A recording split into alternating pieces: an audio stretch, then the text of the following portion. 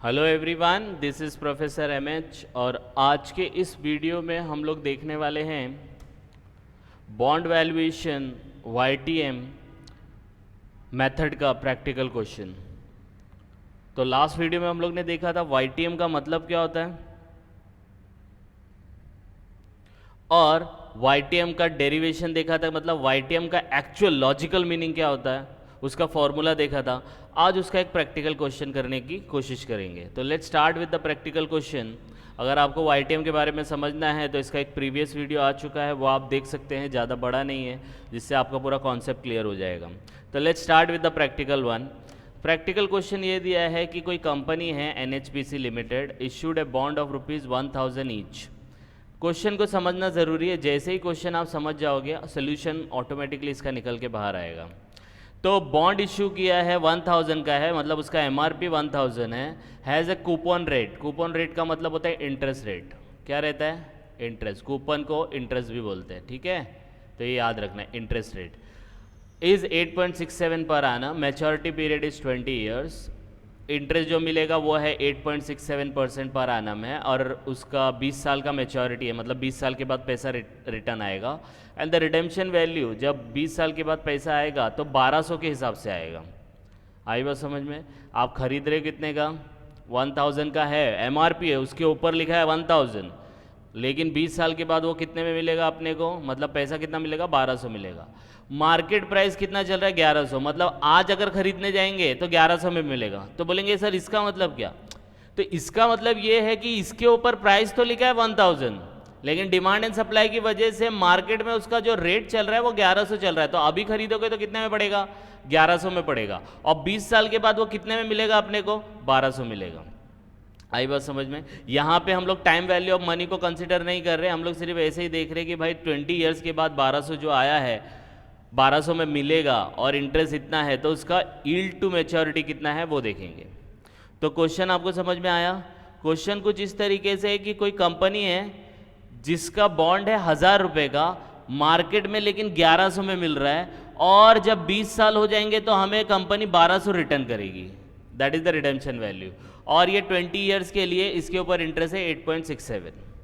अब हम लोग स्टार्ट करेंगे। तो सबसे पहले याद रखना, in order to understand any question you have to write the formula first. YTM क्या होता है? वाईटीएम फॉर्मूला का डेरिवेशन भी मैंने लास्ट वीडियो में एक्सप्लेन किया था, आप वहाँ जाके उसको और कंसिडर कर सकते हैं। तो YTM is equal to this, redemption value minus purchase price divide by number of years plus interest, इतना पार्ट अलग है, और फिर divide by, whole divide by redemption plus purchase price divide by 2।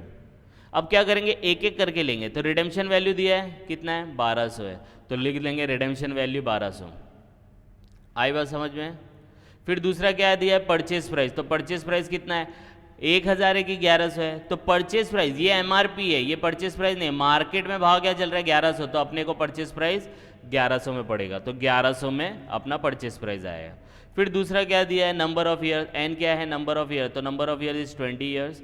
I stands for interest, तो interest दिया है 8.67। अब ये 8.67 किसका निकलने का? तीन अमाउंट है, 1200, 1100, 1000। तो याद रखना, जो इंटरेस्ट होता है, जो कूपन होता है, हमेशा किस पे निकलता है?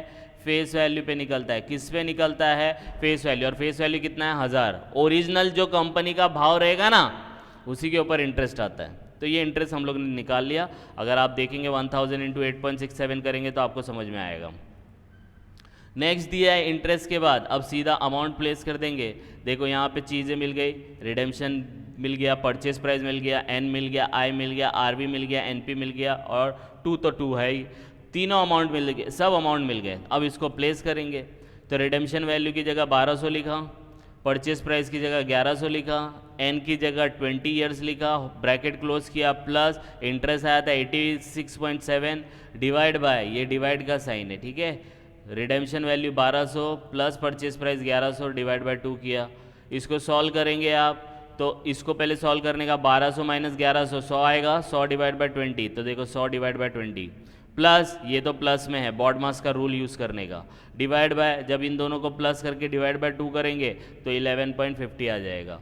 और सॉर्ट आउट करेंगे तो आएगा 5 प्लस 8.67 डिवाइड बाई इतना, और सॉल्व करेंगे तो इतना आएगा, और सॉल्व करेंगे तो इतना आएगा। ये जितना भी आएगा इसको मल्टीप्लाई बाय 100 करने का तो आएगा 7.97। तो this is 7.97 is nothing but yield to maturity, कि जब आप परचेज करोगे 1100 में और 20 साल तक आप जितना अर्न करोगे तो ये रेट से अर्न करोगे आप 7.97% से।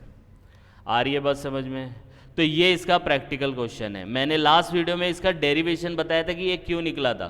तो YTM का मतलब होता है यील्ड टू मैच्योरिटी, मैच्योरिटी तक कितना अर्निंग किया, तो मैच्योरिटी तक कितना अर्न किया तो इंटरेस्ट लेने का या आपने अर्न किया, प्लस आपने इन्वेस्टमेंट कितना किया और बाद में जब पैसा रिटर्न होगा तो उसमें एप्रिसिएशन कितना है। तो 1100 में परचेज किया और 1200 मिलेगा आपको 20 साल के बाद, तो 100 रुपये इंक्रीमेंट हुआ ना, लेकिन with in A span of 20 years. तो 100 रुपया 20 साल में मिल रहा है, तो इसका मतलब एक साल में कितना मिल रहा है 5 रुपया।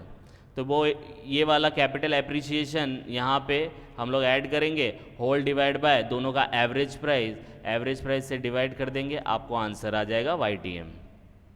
समझ में आया?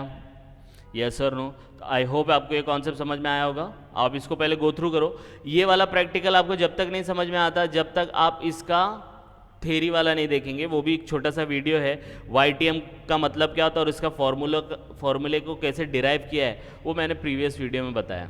तो वो आप जाके देखो, फिर ये वीडियो देखेंगे तो आपको समझ में आएगा। The concept behind preparing these videos in small lots 5 minute 10 minutes, कि आपको बोर ना हो देखने के लिए और आपका कॉन्सेप्ट भी क्लियर हो जाए। तो जस्ट गो थ्रू इट। कुछ डाउट आएगा तो please comment and please like and subscribe for more videos. Thank you.